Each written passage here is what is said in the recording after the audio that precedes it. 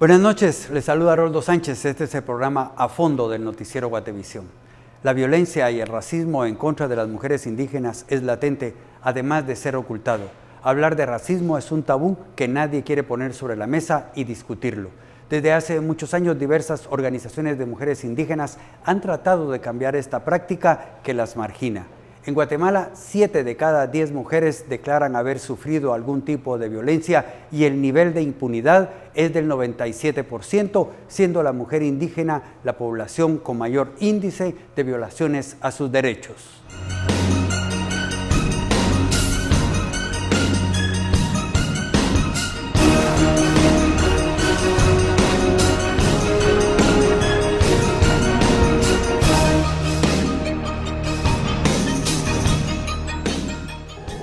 Juana Sales nació en San Ildefonso, Ixtahuacán, Huehuetenango.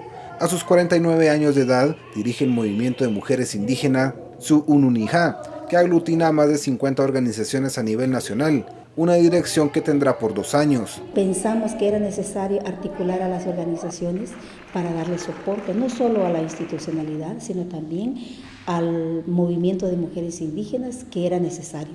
O sea, cómo abordar la situación de las mujeres indígenas, que en ese entonces no había una entidad que lo abordara. Y entonces en seguimiento a la Comisión de Mujeres de Cocmagua, en seguimiento a todo el proceso de participación, es que finalmente concluimos que era necesario un espacio como este. Esta defensora de los derechos humanos creció en las comunidades de población en resistencia en Ixcán, Quiché. Inició a los 17 años de edad su activismo social en organizaciones comunitarias. También participó en el proceso de la discusión de los acuerdos de paz. Tras un largo proceso, en el año 2007, distintas organizaciones sometieron a debate el surgimiento del movimiento de mujeres indígenas y quedó constituido finalmente en el año 2010 con 43 organizaciones. En esta sexta asamblea se reafirmaron 59 organizaciones, más 16 nuevas. Muchas de estas organizaciones son desde las comunidades. Por eso un poco cuando nos preguntan, mire, ¿qué cobertura tienen? No lo decimos por departamento. O sea, es por el área de ubicación, es cierto. Digamos, podemos mencionar que estamos en 13 departamentos, o en 12, si uno quiere ser más específico. Pero de esos departamentos son ciertos municipios y de esos municipios son ciertas comunidades, porque son grupos, ¿sí? Son grupos. Entonces lo que hacemos es que a nivel departamental las juntamos a todos esos grupos y que de alguna forma hacen incidencia cuando son organizaciones que son muy reconocidas. Entonces realmente son comunitarios, o sea, desde la comunitaria a lo nacional. Una de estas comunidades es San Luis Jilotepeque, Jalapa, ubicada a casi 250 kilómetros de la ciudad de Guatemala. Aquí se encuentra el Centro Educativo Maya Huinac. Alberta Toj ha llegado de Baja Verapaz como integrante desde hace 22 años de la Coordinación Maya Mahahuil Quij, fundada en 1990. Está en este municipio para dar a conocer a las mujeres indígenas sus derechos, un rol que asumió para capacitar a las mujeres en distintos departamentos.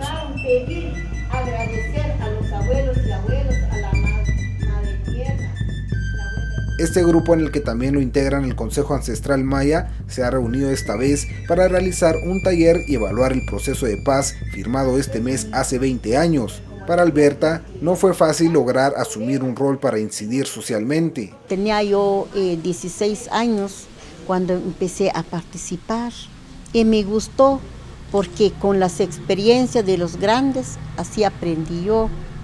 Y tal como ahorita, pues yo con mi experiencia de participación, de lucha como mujer, como lideresa comunitaria, también voy a ir compartiendo con otras personas. Yo creo que la participación es muy importante. ¿Por qué? Porque de allí aprendamos muchas cosas. El miedo, aprendamos también de hablar en público, también hablamos del respeto también con la gente y también muchos valores y principios tiene cada pueblo. A través de eso nosotros también vamos a ir involucrando también la juventud, la sociedad, donde no hay organizaciones. Mahahuil Quij de verdad está trabajando bastante en las comunidades donde no hay organizaciones. El Consejo de Autoridades Ancestrales, a raíz de la presencia de Mahahuil, hizo un cambio para dar el ejemplo. integró a la mujer dentro del consejo. Antes solo había hombres, hoy hay 4 mujeres y 4 hombres. María Celestina Díaz es una de ellas. Aquí no los podíamos organizar las mujeres, solo los hombres. Pero ya ahora, gracias a Dios, ya no. Ya estamos las mujeres también. Tenemos derechos, salimos a reuniones, salimos a hablarles a las mujeres que ya no tengan miedo, que ya no el machismo que se deja por un lado. Y otros que todavía, ¿verdad? Hay un poco de machista, pero ya es más poco que antes.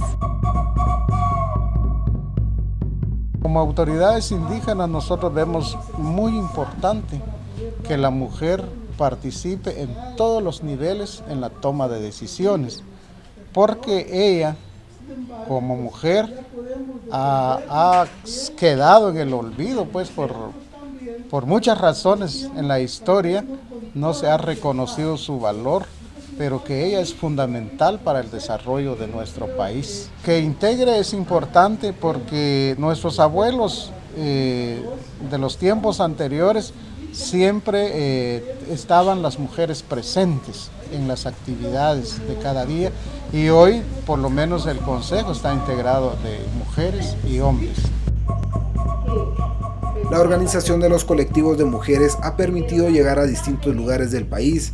Desde que se fundó el movimiento de mujeres indígenas, su Ununijá, se ha logrado mejorar la coordinación entre todos los colectivos para incidir con mayor fuerza y realizar cambios estructurales que ha estigmatizado el movimiento de mujeres indígenas. Creo que hemos estado presentes en todos los momentos, pero en las discusiones, en las tomas de decisiones, digamos, creo que es la parte donde todavía no logramos. No porque no queremos, sino no hay las condiciones suficientes para poder ser consideradas.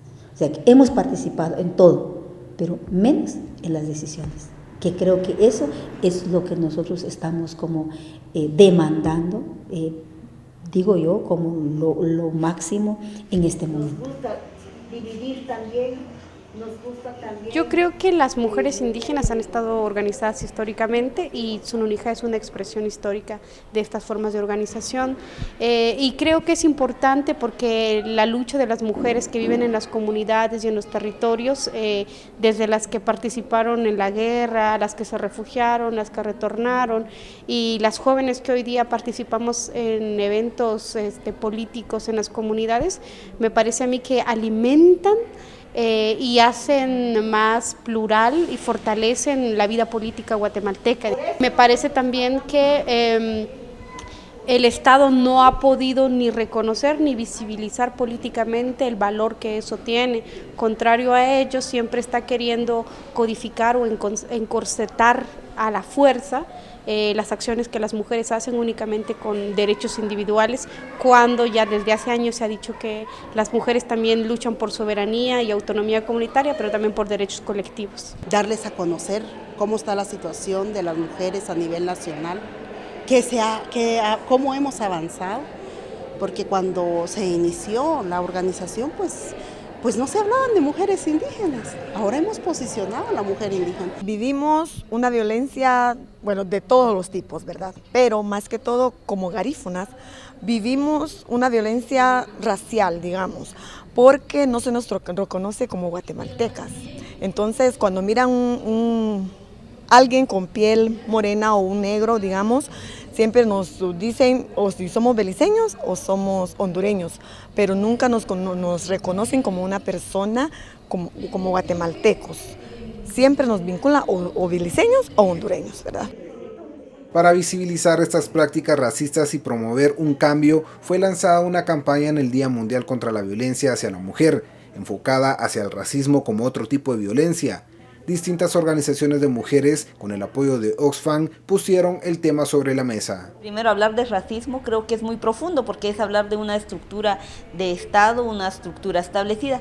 Sin embargo, específicamente para las mujeres indígenas, posicionamos que el racismo es una forma de violencia hacia nosotras porque causa daño tanto psicológico, emocional, económico, político, estructural y también el racismo interpersonal que vivimos a diario las mujeres indígenas y que se agudiza más en las zonas urbanas como las grandes ciudades.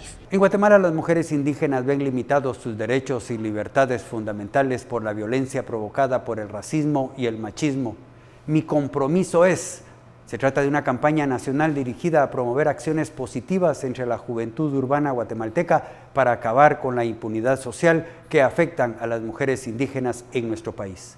Vamos a una pausa y volvemos con más de este programa a fondo. Los datos del Grupo Guatemalteco de Mujeres demuestran que hasta el 8 de noviembre de 2016 el número de mujeres víctimas de maltrato es de 620. De ellos, 401 son por actos de femicidio. Por otro lado, el INACIF registra que los delitos de violencia sexual suman 6.638. En estos casos, falta revelar la situación de racismo y violencia contra las mujeres indígenas.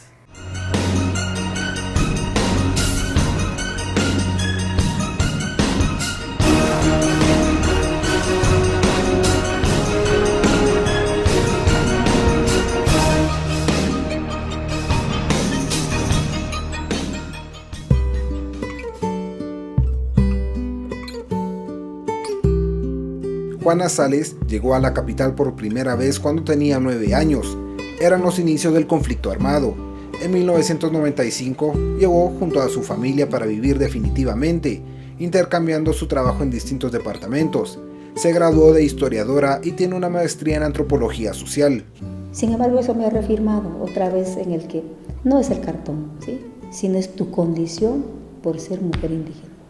Que tú puedes tener muchos doctorados, pero una vez tu condición cultural te diferencia de la otra, sigue siendo la misma. Entonces caemos en ese discurso de que la India es India, por más que ese discurso racista que se mantiene. Entonces por eso para mí, todo mi expertise de vida y poder reafirmar que el racismo sí existe, el racismo está ahí. Y no es la condición, digamos, de carrera, de profesionalismo, el que te puede quitar eso. No se puede. Entonces, es muy fuerte, muy profundo. En Quetzaltenango está la Asociación de Mujeres Tejedoras del Desarrollo, AMUTED, creada hace 19 años. Julia Zum es una de las fundadoras que ha logrado crear un espacio de emancipación en las mujeres que integran la asociación, que tiene cobertura en los municipios de Quetzaltenango y en los departamentos de San Marcos y Totonicapán. Nosotros hemos partido desde la organización comunitaria. La parte fundamental de todo este proceso ha sido el autoestima, que es lo que habíamos tenido ahí sí que guardada por mucho tiempo, porque era parte de la discriminación que las mujeres vivimos. Entonces como que el espacio no era para nosotros, como que ahí no teníamos que estar las mujeres, como que nuestro espacio era solo el privado, no podíamos estar en los espacios públicos. El tema del liderazgo nos llevó a recuperar capacidades, a tener conocimiento de nuestro entorno y de saber que nuestra comunidad estaba urgida de tener propuestas de desarrollo. Lo fundamental ha sido trabajar con métodos de sanación con grupos de mujeres víctimas de violencia. María Menchú recibe bases teóricas y prácticas sobre el método de terapias junto a un grupo de promotoras que se ha ido formando con la ayuda de una psicóloga clínica. El método que practican se llama memoria afectiva. Nosotros estamos trabajando como promotoras, como terapeutas y de hecho estamos sanando esas heridas, esos traumas, esos dolores que muchas veces decimos, no, yo soy fuerte, yo no tengo nada, pero nunca nos damos cuenta que en nuestro interior llevamos una herida como mujer, ¿verdad? La memoria afectiva no es más que una técnica, una herramienta de sanación que tiene que ver, nuestra mente es muy poderosa en el momento en que está vivenciando algún tipo de agresión física, verbal, de cualquier tipo, lo guarda. Nuestra memoria y nuestro cuerpo físico guarda esas emociones, esas sensaciones. Más si han habido insultos, abusos físicos, entonces nuestro cuerpo va guardando ese tipo de memoria. Entonces a eso le llaman memoria y afectiva, porque el área se van buscando específicamente áreas, puntos específicos donde se hacen acupresión para poder ayudar a esa adrenalina guardada o cargada en algún área del cuerpo, logre fluir, logra salir, logre sanar, de manera que los traumas vivenciados puedan ser sanados, puedan ser superados de esa manera.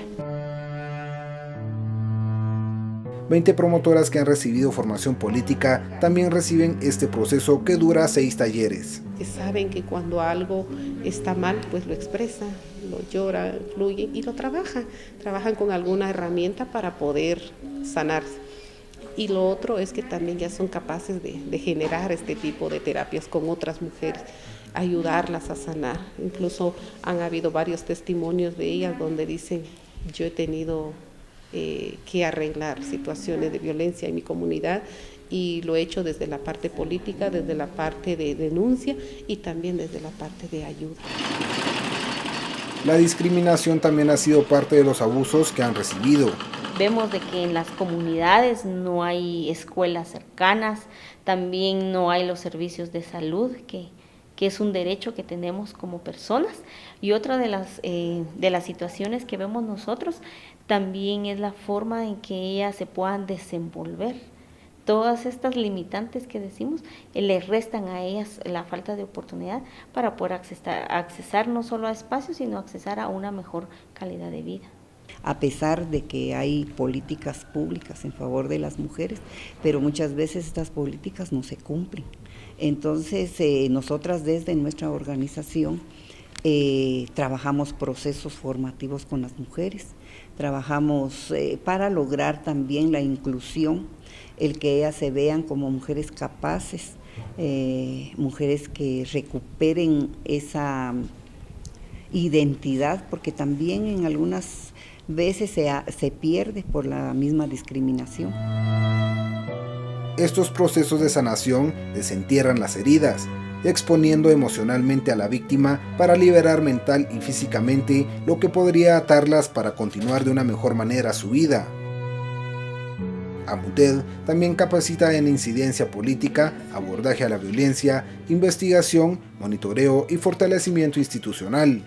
La incidencia política, porque desde ahí nos organizamos como mujeres y conocimos la realidad que todavía falta muchísimo para conocer nuestra historia, profundizar más en nuestra historia, porque creo que eso hace falta para entender que la discriminación, que el racismo, que la violencia es un problema bastante fuerte en Guatemala. Es muy importante la organización de la mujer indígena. El inconveniente es que muchas veces no se le da ese espacio a ellas.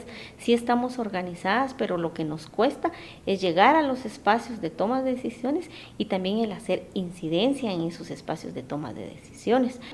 La articulación y trabajo de las distintas organizaciones ha ido consolidando un movimiento de mujeres que se ha ido fortaleciendo al conocer sus derechos para hacer valer su voz. Existen más de 70 organizaciones de mujeres indígenas en Guatemala que trabajan día a día por ser tomadas en cuenta para lograr un papel protagónico, incidiendo principalmente desde lo comunitario a lo nacional. Vamos al último corte comercial y volvemos con la tercera parte de este A Fondo. Como un problema histórico, estructural, legal, institucional y social. Así lo ven las distintas organizaciones al racismo, que constituye un problema para el Estado de Guatemala.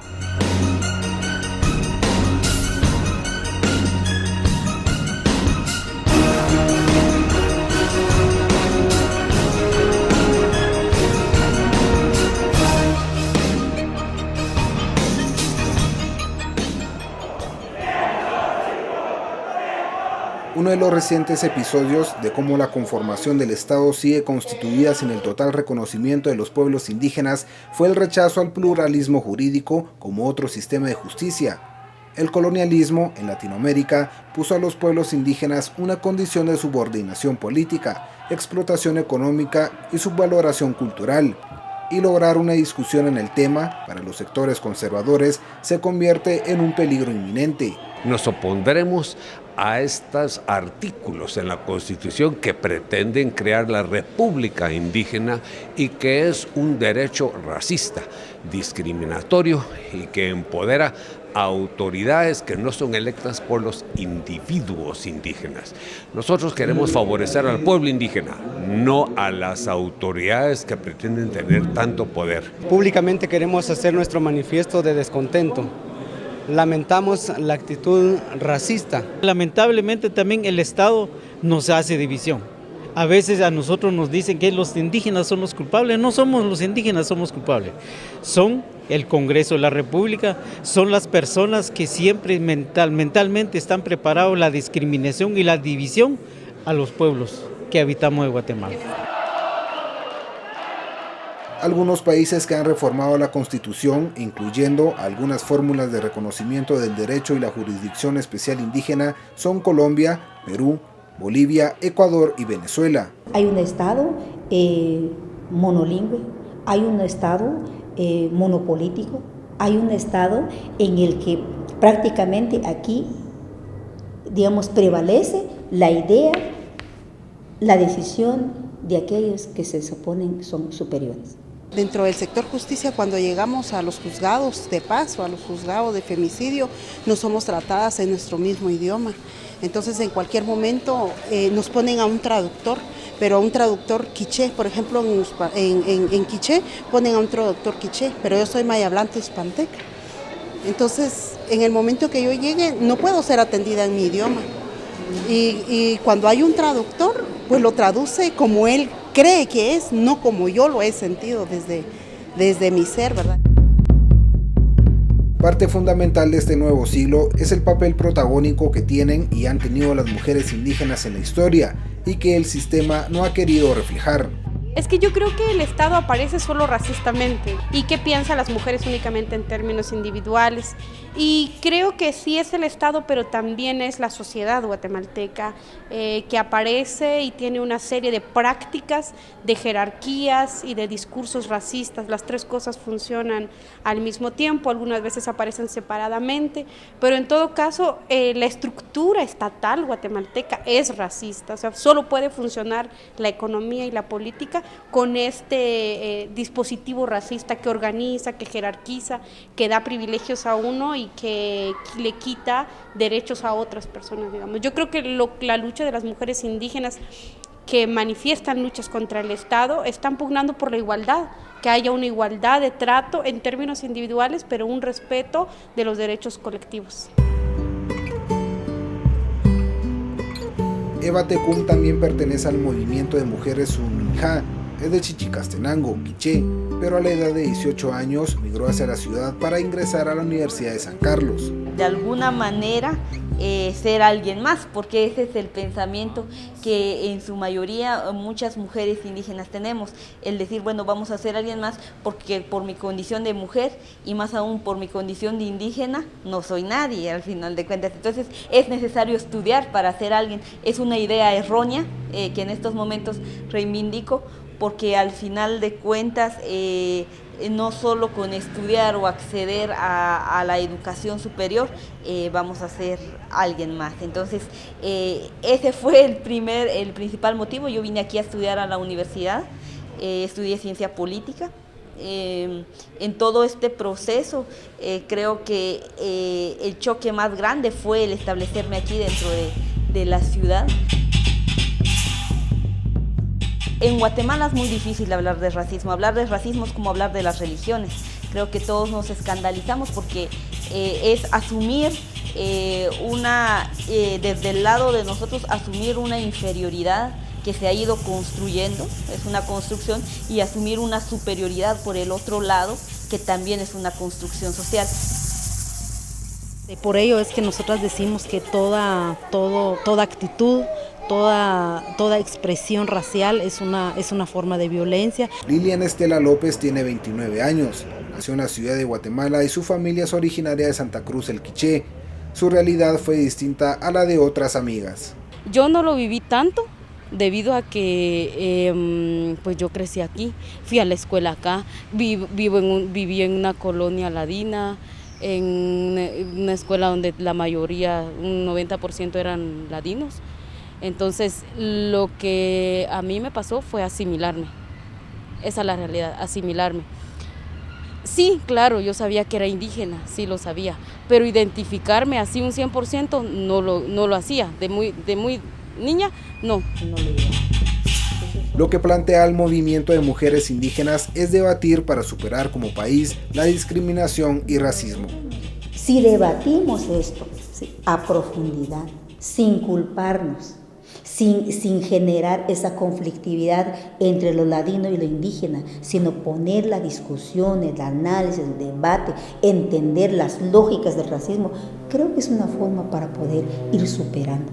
En Guatemala, por ejemplo, en el año 2012 se hizo un diagnóstico sobre la situación de racismo en Guatemala y pues este diagnóstico afirma cómo el racismo está internalizado en la sociedad y en toda la estructura del Estado, y partiendo de esto pues se hace una política pública y se crea la CODISRA, que es la Comisión Presidencial contra la Discriminación y el Racismo en Guatemala.